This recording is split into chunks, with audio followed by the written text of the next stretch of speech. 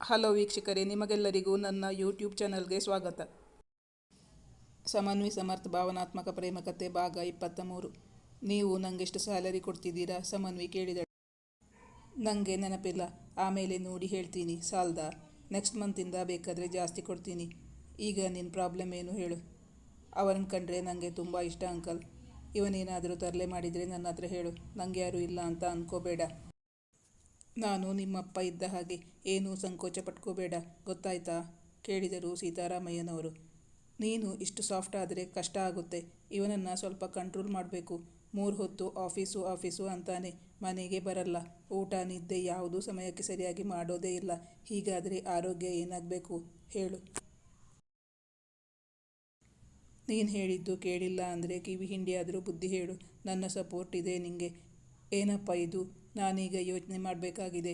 ನನ್ನ ಫ್ರೀಡಮ್ ಪೂರ್ತಿ ಹೊರಟು ಹೋಗುತ್ತೆ ಅಂದರೆ ಮದುವೆ ಆಗಬೇಕಾ ಬೇಡವಾ ಅಂತ ಯೋಚನೆ ಮಾಡ್ತಾ ಇದ್ದೀನಿ.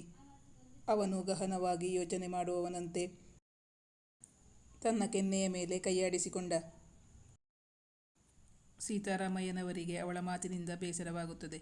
ಅದಕ್ಕೆ ಸಮನ್ವಿ ಕ್ಷಮೆ ಯಾಚಿಸಿದಳು. ಸಾರಿ ಅಂಕಲ್, ನಿಮ್ಮ ಮನಸ್ಸಿಗೆ ನೋವು ಮಾಡಿದ್ದಕ್ಕೆ.